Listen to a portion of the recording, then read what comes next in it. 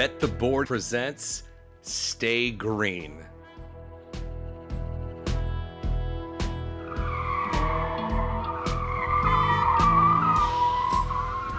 Stay Green is your first stop for all the metrics, matchups, and money-making opportunities at the track each race week.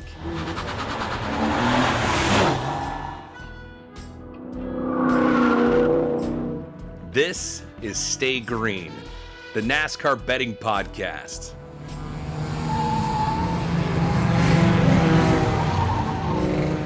Here are your hosts, Todd Fuhrman and racing analyst Chris Werme.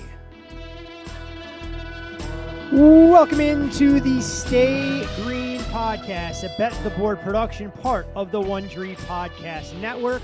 4 playoff races down, and it only took 4 for us to have full chaos and upheaval, which Texas is known to bring to this phase of the postseason. I'm your host, Todd Fuhrman, joined as always by professional bettor and racing colleague Chris Werme. And Wormser, look, I know we gave out Martin Truex for top 5 for Texas, but I was glad we didn't create any unnecessary added exposure on race day. Much to the chagrin of our listeners, we probably saved everybody, including ourselves, a heap of cash. Well, it would have involved Kyle Larson. So, I mean, the guy that just refuses to cash tickets for us gamblers. I thought he was the best based on some stuff I saw in practice. And like you had said, kind of just before we popped live, is the caution's the great equalizer. And you have to be able to get it done late in races. And this guy just refuses to do it with the best car. And not always his fault, but in the end, they don't care. Like the checkered flag doesn't care about whether you had the best car or not. It just cares when you cross that finish line. And Larson, unfortunately, couldn't make it happen, because we would have had him. That would have been some sort of matchup, whether it was a top 3, top 5, which he would have lost all of them. He finished 31st. But also our futures. Like, I have a lot on this guy. Just don't do what you did. Okay, just take that 7-second lead and make it a third. Look, the reality of it is, it wasn't a great week for any of our futures portfolio. When you look at how the 5 of Kyle Larson finished, you look at how the 45 of Tyler Reddick got himself behind the 8 ball, and last but certainly not least, your man crush Kyle Busch, finishing deep in the field, who now has his work cut out for him. Yeah. He must have been so angry and frustrated about the money that he cost everybody in that particular race that he decided to sell his truck team. So that's kind of how I see it. And that's part of my story and what I'm sticking to. For those folks who may be tuning into the Stay Green podcast for the very first time, we break this thing up, and it'll be a little bit different for the race at Talladega, given some of the uncertainty that we'll see on race day come Sunday. Stage 1, all about the things that we've seen, what we've learned, what we can use going forward from Texas. Stage 2, we'll update the playoff odds like we've done each and every race so far this postseason. And Stage 3, instead of a deep dive into the drivers to watch, a little bit more on our philosophies in terms of why and why not to bet the unpredictable 2.66 mile tri-oval in Lincoln, Alabama. So we talked a little bit about Texas Worm, and we may as well get right back into some of it. William Byron goes out there and ends up leading 6 laps. He clinches his spot into the round of 8 with the checkered flag there. His 6th win of the season, series best, personal high, 6 wins this year. And the bottom line is, Byron admitted he didn't have the best car all day. He kept himself out of trouble and gave himself a puncher's chance, like we see time and time again. Hang around, get that timely caution, get that late restart, and suddenly you can pay dividends. Absolutely. I think that's what championship teams do, is they minimize their downside risk. I think it's really important that, everyone understands that it's not how good your good ones are, it's how good your bad ones are. And you can talk to Martin Truex Jr. about this, the previous round of 16, and now Kyle Larson finds himself, I wouldn't say behind the 8 ball, but behind the 8 ball relative to where he was with 30 laps to go left in this Texas race. This is what Chase Elliott did last year, was just figure out a way to put yourself in a position to win races. The best car doesn't always win. It's the car that just stays out of the most trouble and puts themselves in position. And William Byron, I can think back, you could say that he was the best car at Phoenix. You could say he was the best car at maybe Las Vegas, but maybe, only was he the best car, I would say, at Watkins Glen. But he still has 5 race wins on the season. So to your point, or to my point earlier, the checkered flag does not care about how fast your car was throughout the entire race. It cares about how fast your car was and where it finishes on that last lap. And William Byron has done a great job of just being there at the end. Well, you mentioned Martin Truex. I mean, talk about a guy who's living a charmed existence to date. His average playoff finish so far is outside the top 22. Followed up his less than stellar first 3 races with a robust 17th place finish. But because he was the regular season champion, he still has that cushion to fall back on a little bit. When we look at the Toyota camp, Bubba Wallace was out front on that start late after leading a career best 111 laps. And then Bubba, as he always does, a disparaging post-race interview, a guy whose confidence clearly isn't there. But look, Bubba's gone out there and acquitted himself quite nicely. A top 3 finish for the first time in an eternity, but still plenty of work for the 23 to do if he's going to move from the round of 12 into the round of 8. I think Bubba's being too hard on himself. I don't know if he just is actually has that much low confidence, or if he's looking for someone to give him a pat on the back, because this guy has raced phenomenally when you look at what he needed to do to get into the playoffs. And then to go out there and give himself a chance to win this race is so important. Like, we haven't talked about Bubba Wallace being in a race very much this year, and he just walks up and says, I choked. No, you had multiple great restarts. You got beat by a good car. You slipped up on a track where, hey, listen, you just tried to avoid what Kyle Larson did. I know that that's the conversation him and Freddie Kraft had on the radio. It was talked about on Door Bumper Clear. Well, I just want to avoid what happened to Kyle Larson. And you know what? I think that's damn smart of him. So he can sit there and say, woe is me. But ultimately, this guy has done a phenomenal job the last few weeks. I don't like the way he handles it, whether he's really has that low self-esteem or he's just looking for a compliment. Ultimately, he's done what he's needed to do. I know he's just outside the cut line, but he's only 2 points back of Kyle Larson, who has led a ton of laps this season and arguably has been dominant in the last 5 or 6 races. So as much as I want to coddle Bubba, at a certain point, he's got to step up and say, hey, we had a great race car. We had a chance to win. We were good in practice. We put it on the pole. We led the most laps I've ever led in a race. And by the way, this is the second round of the playoffs. I've never been here before. Not a bad job for the kid. So relax. You still have 2 more races, albeit one really good race for him at Talladega and also one really bad race for him at the Roval. So we'll see how it all plays out. But if he just stays out of trouble, he has a chance because other guys are going to find trouble. And if Bubba, by the way, goes out and wins at Talladega, it'd be massive for him in this whole sport. Yeah, no doubt about it. I mean, it would shake up the entire playoff field and really put a lot of pressure on a number of drivers to work their way into the final 8 that'll move on to the 1.5 miles, essentially, of Las Vegas and Homestead. When we look at some of the other playoff contenders and how their day went, Chris Buescher finishes 14th. Nothing great, nothing terrible. We mentioned Tyler Reddick and some of his struggles. Ryan Blaney, a significantly faster car than his 28th place finish would indicate as well. And, I mean, you go through these guys, to your point, it's staying out of trouble, trying to figure out exactly what you need to do to point your way in unless you're able to win one of the 3 races.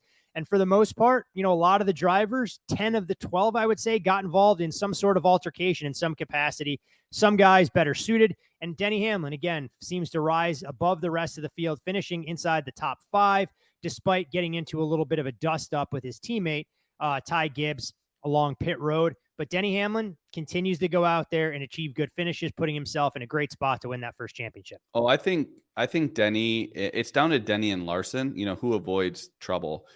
It was at a certain point in the race, even the broadcast caught on that, hey, it just seems like it's the 5 or the 11, whoever can kind of get out front.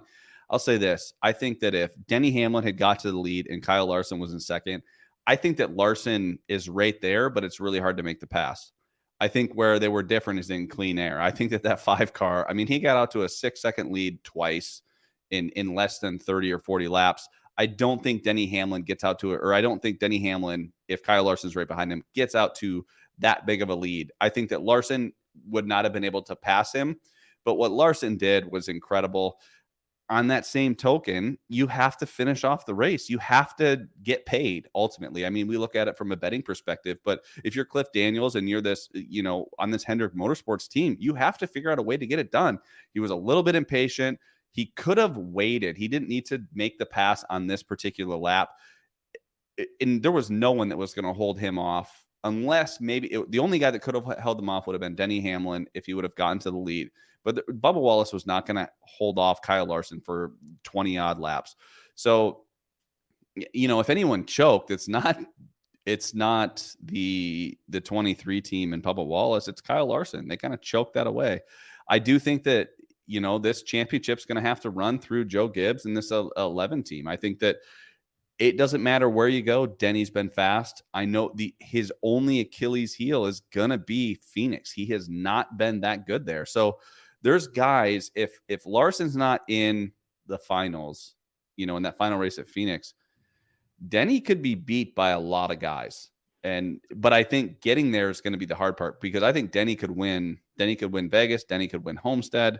Denny could win Martinsville. But when it comes down to Phoenix, that's going to be a tough one for him. Oh, pretty sure the 19 can win most of those races as well. Absolutely. But we'll see exactly what unfolds. Still plenty of storylines to follow this weekend at Talladega. And, of course, in the final race in the round of 12 at the Roval in just a few short weeks. We'll wave the green-white checkered flag on stage 1 and encourage all of you to follow Chris on Twitter at ChrisWerme15. I'm Todd Fuhrman. You can follow me there as well. Most importantly, for all things Bet the Board, follow the podcast at Bet the Board Pod and subscribe to the Bet the Board newsletter, absolutely free to your inbox every single Friday. Given all of the storylines and the results that we saw on Sunday at Texas, clearly odds makers are forced to react and respond when we talk about updated playoff odds as we start off stage 2. William Byron clinches. His numbers drop. He's the overall favorite at 7-2. Denny Hamlin sees his price at 4-1. He's 37 points clear of the cut line. Chris Buescher down to 8-1, 22 points clear. Christopher Bell, the guy sneaking around, slowly but surely rounding into form when the races are meaning the most. His price 8-1, the shortest it's been all season long, as he's 20 points clear. Martin Truex Jr. remains largely unchanged with a 19-point cushion at 5-1. Ross Chastain, one of the better races. And if he had a better restart late, maybe the one car finds his way into victory lane at 16-1, 12 points clear. Brad K +8 to the cut line, 14-1. Kyle Larson sees his numbers drift out from 9-2 out to 7-1, knowing that his margin for error has largely been erased at +2, going to a style of racing where he has never excelled.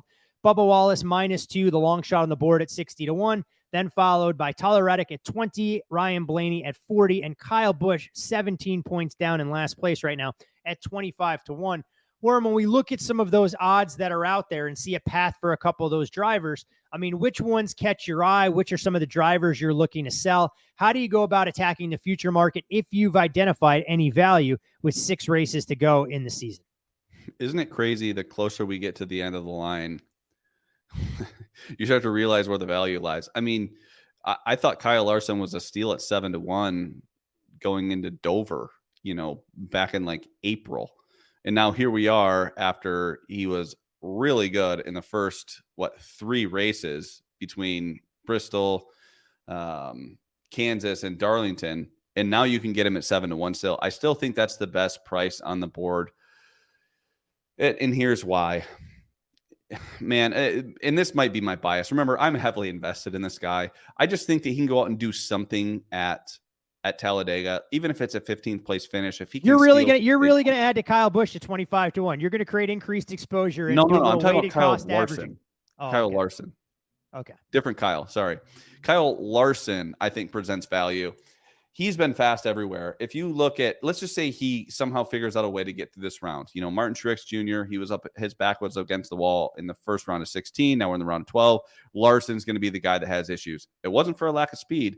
Whereas I do think that Truex is actually lacking a little speed. So this is very different than last year. Truex was like hanging on to survive, whereas Larson just needs to go out and just execute the way that they've done all year long. If he can go up there, have a top 10 run at Talladega, I know that these plate tracks for super speedways or spacers, whatever you want to call them, he's struggled. But if he can go out and score stage points in stage 1 and stage 2 without being super aggressive, I think he can be very comfortable with even like a 10th to 12th place finish. I think he can leave heading into the Roval, even if he's plus 5 to 12 points.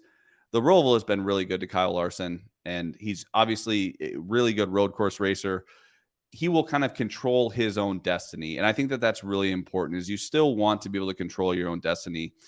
It's different than Truex, where he was going into a track like Bristol, which is an oval, where it's a short track that has wrecks like Talladega, it's very different, where he kind of needed to survive in advance. Kyle Larson's not in that same conversation yet.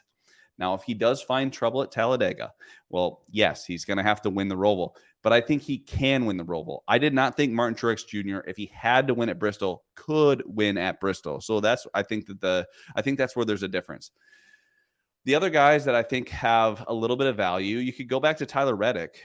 He's still going to end on a road course race, right? Like, the Roval is still considered a road course. And even though he hasn't exceeded expectations or even met expectations this year on road courses, 20-1 is still a good price on him because there's been speed in the race car. Texas is such an anomaly that I know that the 19 didn't have speed and the 45 didn't have speed, which I found odd, right? But after practice and qualifying, they both looked like 15th to 20th place cars. Now, they probably could have finished better than where they did, but I still think that Tyler Reddick at 20-1 has decent value, because I think that they can actually go and win races in the next round. They could win at Homestead. They could win at Vegas. I'm not sure that those two guys could win at Martinsville, but they can certainly be competitive at those places. If Ryan Blaney wins this week, I don't think he can go win at Vegas. I don't think he can win at Martinsville, and I don't think he can win at Homestead. So you have to make sure that the guys that you're betting at this point can advance in the next round, and not through luck. So Ryan Blaney, 40-1, he's going to need to get lucky, not only to win this week or next week. I'm not even sure. Honestly, I'm not even sure he needs to get lucky to win this week. I know he's a driver we're going to touch on when we break down the race a little more specifically. I think of all the tracks remaining on the schedule, this race on Sunday at Talladega and then Phoenix in the championship are the two best tracks for the 12. Yeah, no, you're 100% right. So that's why you have to really break it down. It is very track dependent. Like, let's just take Chris Bell, for example. He was someone we were really high on last year. He had race-winning cars multiple times. He has not had a race-winning car yet this year. A lot more speed of late, though. I'll tell you that much. Yeah, but you know what? He's also been the beneficiary of fast cars making mistakes. So I'm not saying that I think Chris Bell has zero chance. I'm just saying that 8-1 price, you have to have race-winning speed every week. There's only two cars that have had race-winning speed every week. That's the 5 and the 11.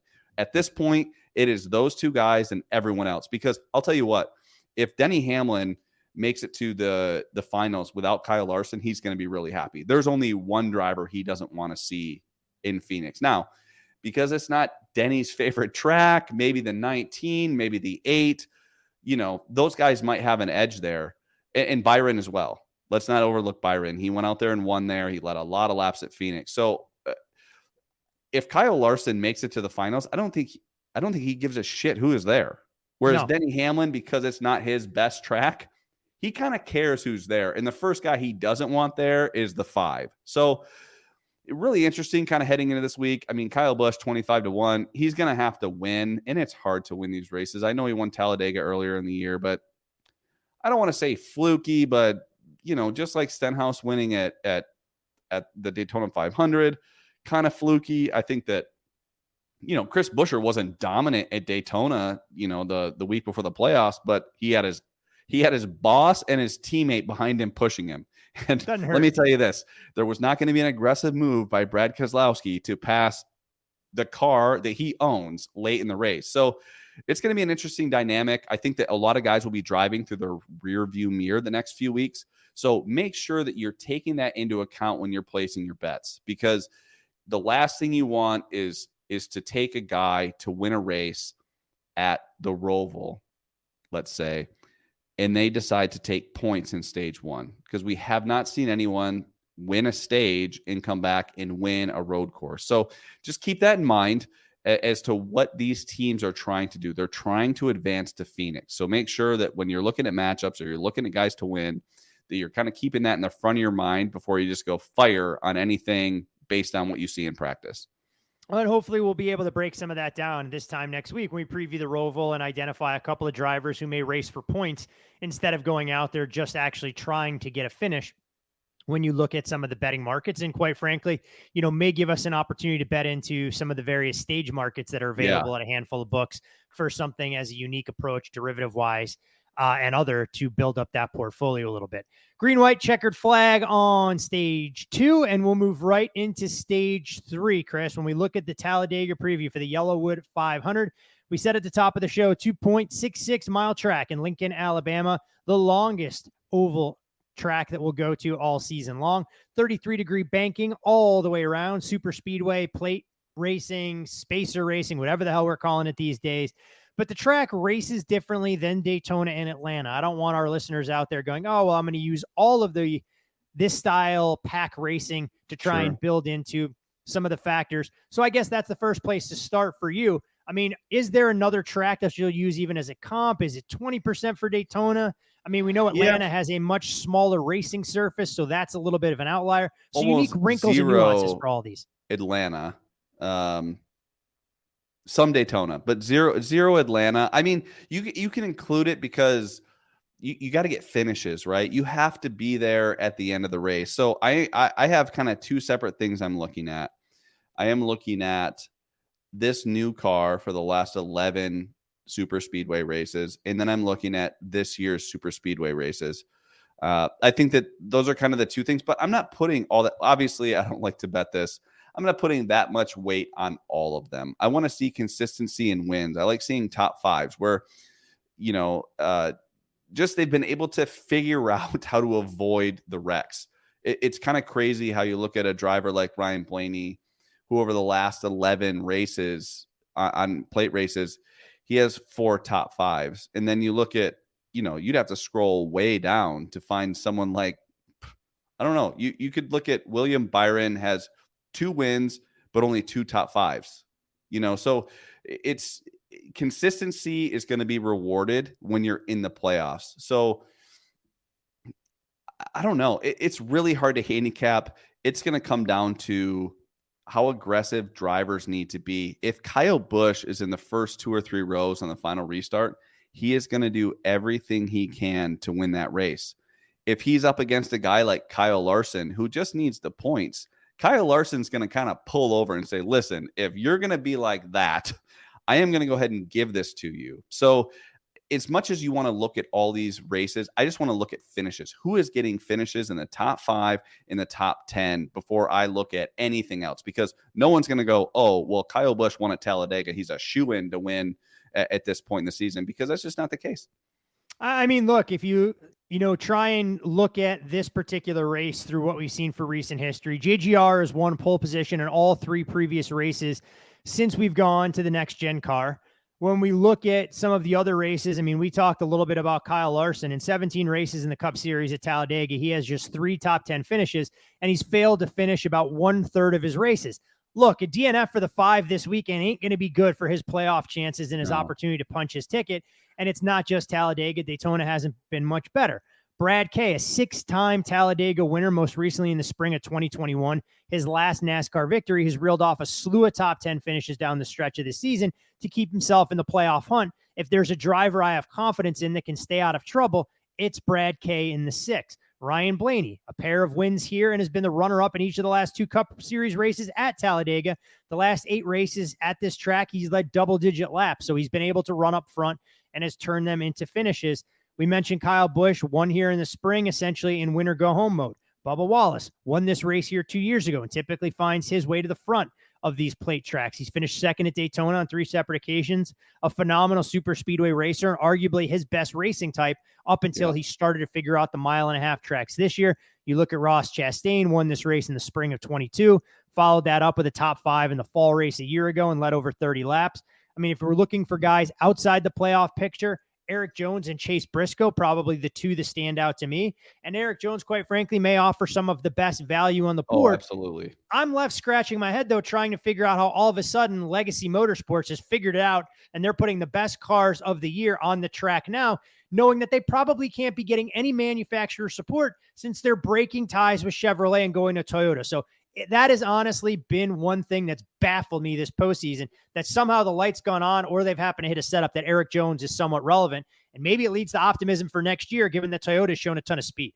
Well, that's the thing about this sport is they may have just figured out one thing. And it's one of those moments where it's like, oh, because it seems, and I don't want to put this on Noah Craigson, but because we can put it on Noah. We can put it on Noah. I don't think that it's Noah, because I do think that he's a really talented race car driver. I don't know what he's like, I guess for lack of a better term, in the locker room or in the garage, but like, I don't think that he's like bringing teams down.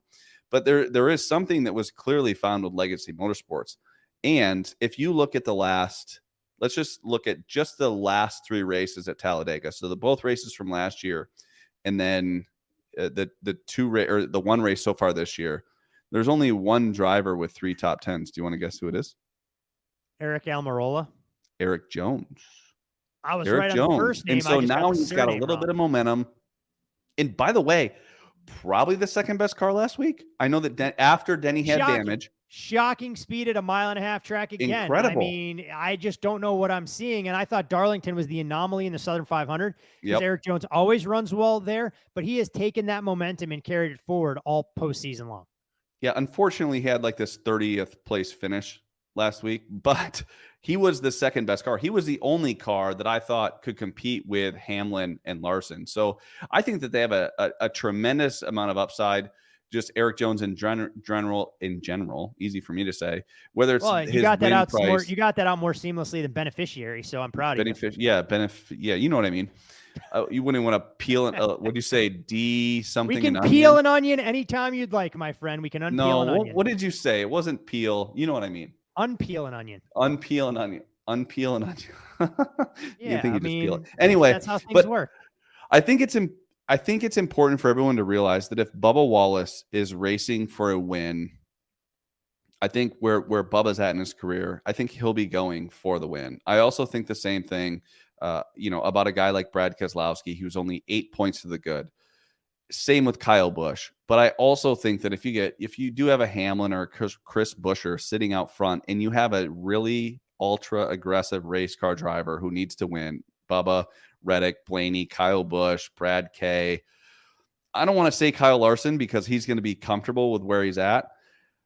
I think that you want to bet on the aggressive guys that need to win. So I think that would include a guy like Brad K. I don't like his price. His price is too short, in my opinion. Bubba Wallace, I don't mind his price. Tyler Reddick, I don't love him at super speedways like I do someone like Blaney, but again, his price is too short. So I do think that you're 100% right saying that the value lies in someone like Eric Jones. Now, you could look at a guy like Chastain and say, well, he definitely has the talent. Obviously, has the talent to go out there and win. He's won on this track in the past, but he's also 12 points to the good. And if he can find himself just not making a mistake late in the race, and you can get him a top 5, if he scored some stage points, I think that Ross Chastain's happier than a pig in shit, putting up enough points to at least go into the Roval controlling their own destiny. I think that's really important. The last thing you want is not being in control. And when you look at the guys that are in control, I guess it's easier to look at the guys that aren't in control. I'm still going to put Larson in that bucket of control if he just has a solid race, because I think he's going to be one of the favorites when it goes to the Roval. The guys that aren't in much control, Bubba would have to have a really impressive stage 1 and stage 2, in my opinion. If he doesn't, he's not going to be in control. And by the way, you go to the Roval, it's not like Bubba's like, well, I'm in a must-win scenario, so I can win. No. You can't win at the Roval. Sorry. No, Bubba can't win. Sorry, it's out. No. Bubba, you can't win at the Roval. Reddick, the best he can hope for is being in a spot where Bubba can stay out and pick up stage points in stage 1 or stage 2. And that's how he punches his ticket through with a good performance this weekend at Dega. So put him in the aggressive basket, right? You have to. I think that's a fair assumption. Whereas a guy like Tyler Reddick, he's 1 point behind Bubba, but he's also going to be heading into a road course where he knows he can win. Or if he wins a stage or two, he's going to be within the cut line if he finishes in the top 10 or 12. So I don't put Tyler Reddick. I don't like betting him on an outright price at this point this week because I still think he can be in control. I do like those guys to finish well from a matchup standpoint, but not from a win standpoint. Ryan Blaney, he's going to be aggressive because he can't win at the Roval unless the top 7 guys wreck out, which has only happened once there. So he's going to be an aggressive guy, but I don't like his price there. And same with Kyle Busch. I like Kyle Busch's price slightly more, and he's been a little bit more successful this year on these plate tracks where he's had a chance to win the Daytona 500. He wins at Talladega. So I like Kyle's price. I think he's kind of that 14 to 1-ish, kind of painted across the board. Yeah, you can find him. You can find Kyle at 20 to 1. You can Kyle at 20. Sorry. It was who is 14 to 1? Who was I thinking that had a chance to win the race? It's Blaney's 12 to 1. Chase Elliott, Bubba Wallace. No, Blaney's 12 to 1. I was thinking Byron that Blaney Hamlin. was 14 to 1. I don't think Kyle's a bad bet at 20 to 1. I really don't. You haven't thought Kyle's a bad bet at any price at any track all season long. That's not true. Why are we going to change That's now? not true. I did if the pre-race poll last week, do you want me to go back through my text from last week? And I believe somewhere through practice, maybe after the 8 had run 2 laps, Kyle looks pretty sporty. I may be paraphrasing. Did look sporty. And by the way, he even said in his post-race interview. He looks sporty, banging into the wall and not being able to finish a race. He said he was a top 5 car. So in the pre-race poll last week, I said, I think Kyle Busch has a chance to win this race, but I also think he's the favorite to spin out and end his day.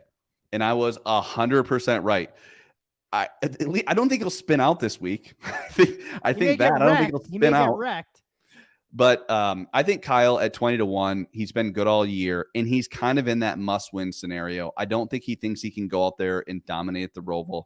It would take a lot of luck for him to kind of control his own destiny heading into the Roval. So I think that he's a guy that can go for the win. So when we're looking at outright prices, I like Kyle Busch. I like Ryan Blaney. And I'm not so much worried about the price. I'm talking about their mindset as they need to win the race. Same with Bubba Wallace. Tyler Reddick, I would say no, because I think that he would rather just get some points and put himself in position to say, hey, you know what? We're going to a road course in the Roval.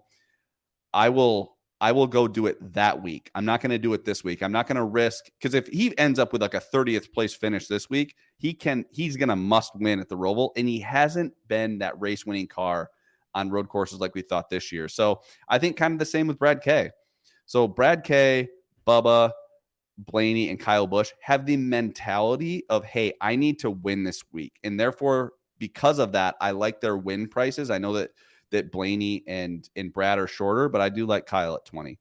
I mean, look, I know it's plate racing and anything that can happen. It still is just funny to me to see Austin Cindric at the same price for a top 3 finish as Christopher Bell, Kyle Busch, Ricky Stenhouse, and some of the other drivers. Cindric can't seem to get out of his own way in any capacity, which, is probably the kiss of death. It means you should go out there and bet Austin Cindric to win the race so he can throw this thing into complete upheaval. But look, this is a truly unpredictable race.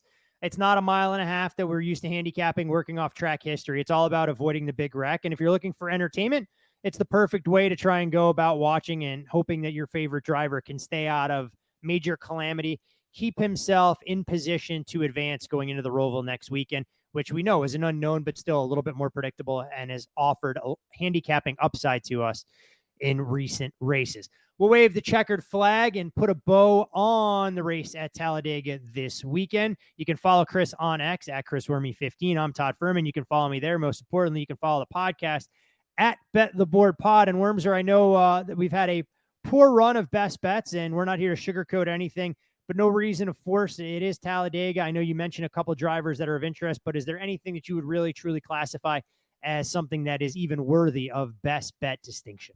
Yeah, so it's going to be something Eric Jones, in my opinion. His you want to just ladder. You want to just ladder him. You want to just bet him top 3, top 5, top 10, and bet him across. I like the his board win price too. Like, I think, what is he, kind of 35 to 1? I think that's a good price for a guy that's been really consistent.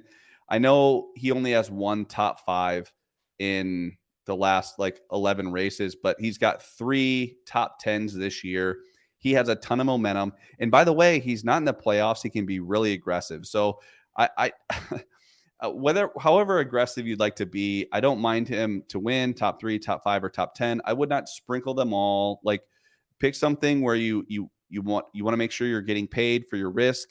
I just like Eric Jones. I think they have a ton of momentum. I think he's the fastest car, not in the playoffs. That includes Chase Elliott.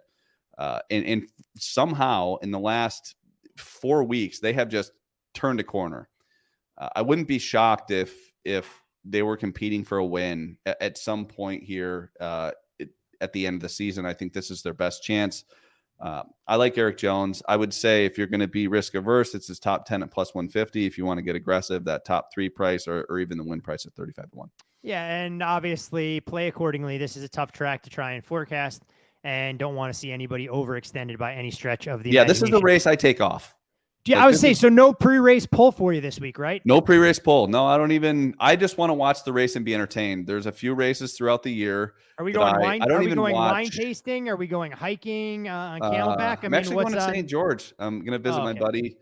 By the way, I'm all in on the Ryder Cup, so I might even be sleeping during this. So, like, with the way that matches start, I'm all in on that. I'm emotionally invested. I'm also not going to be good at picking anything Ryder Cup. I want my boy Max to do well. The price is buried. I mean, the reality of it is, if you like Europe at 2-1, that was the price to get 3 months ago. Right now, all the value in the world to pick them. Which was a joke of a price on Team USA. And if anything, I'd be betting Sam Burns to be the low scorer for Team USA, even despite that fantastic mullet. I'm just not sure he's going to have the opportunity to accumulate that many points. Yeah, I would say, there's you want to, when you're looking at the top performer, you want to make sure that there's the guys playing the most matches. I don't know that there'll be any American, maybe Scotty Scheffler, that plays every match, but I do think Victor Hovland will play every match for the Euros. Take that for what it's worth. That's just what I think. I know that he's a tremendous young talent that obviously wins the FedEx Cup, but also has a ton of energy. And if you're a guy that's, mentally and physically exhausted after 18 holes, they're not going to send you out to play 36. I think that Victor Hovland does probably play all the matches. So if you take a top point getter, I think you go there just because he's going to be out there with the most opportunity. But again, I'm not betting the Ryder Cup. I'm not betting this race. I am very interested in the storylines and what happens in stage 1, stage 2. This is what makes stage racing great. I think that if you look at this race, for the taking.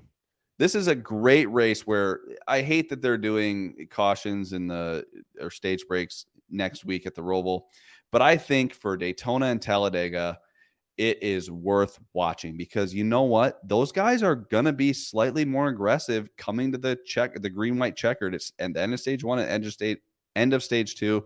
I think it'll be great watching. I'm going to sit back, drink a beer, and actually just enjoy myself and watch a race. I really enjoyed it last, a couple weeks ago at Daytona. I'm going to do the same thing this week. Look at that. Sometimes, as we say all the time, and I've used this cliche plenty throughout the course of the season, discretion is the better part of valor. Yeah. And look, if you don't have an edge, there's no reason to get involved in any capacity. All right, Wormser, I think we've done enough damage for Talladega as we've rambled on and on about why we don't want to bet the track, but where we do see some opportunities for why you should be betting into the futures market that's out there.